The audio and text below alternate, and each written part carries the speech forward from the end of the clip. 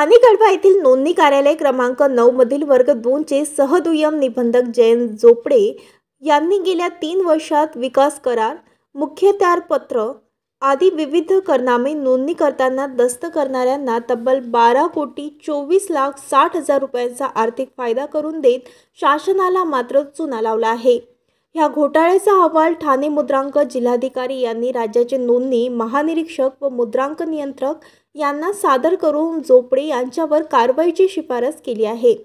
कळवा येथील नोंदणी कार्यालयात 4 दस्त नोंदणीच्या तपासात बाजार मूल्य निश्चित केले असताना 38,43,898 रुपये मुद्रांक शुल्क तर 14,640 रुपये नोंदणी शुल्क कमी आकारले गेल्याचे निदर्शनास आले।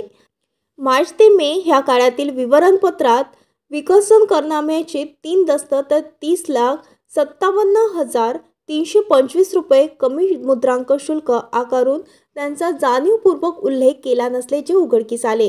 मार्च ते मे ह्या काळात शासनाचा 69,15,863 रुपयांचा मुद्रांक शुल्क बुडवला असल्याने जोपडे यांना सदर कार्यालयातील नियुक्तीपासून म्हणजेच 1 ऑक्टोबर ते जुलै 2025 पर्यंत शासनाला आणखी मोठा चुना लावल्याची शक्यता गृहीत धरून जिल्ह्यातील राकेश पारखे, राखी दामोदर, SP भोये, भरत जाधव आणि श्रीमती सरमळकर ह्या 5 सह दुय्यम निबंधक वर्ग 2 अधिकाऱ्यांची स्वतंत्र 5 पथके तपासणीसाठी नेमण्यात आली होती।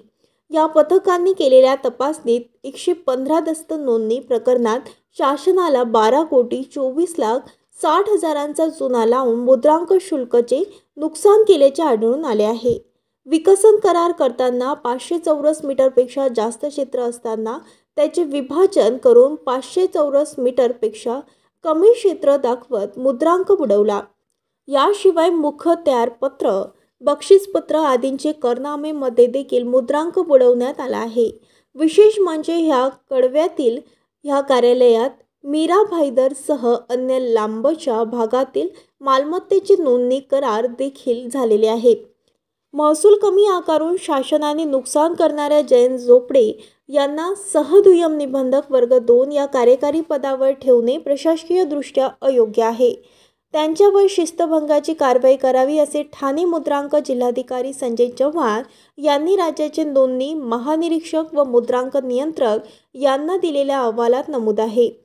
जयंत जोपडे यांना केवळ बदली करून चालणार नाही तर त्यांना तत्काळ निलंबित करून भ्रष्टाचार प्रतिबंधक कायद्यासह अन्य कायदे कलमनुसार गुन्हा दाखल करून अटक करावी। हा केवळ एक सहदुय्यम निबंधक कार्यालयातील घोटाळा असून राज्यभरात शेकडो कार्यालयात असे घोटाळे झाल्याची चौकशी महसूल मंत्री चंद्रशेखर बावनकुळे करणार का, असा सवाल माहिती अधिकारी कार्यकर्ते अजय धोका यांनी केला आहे।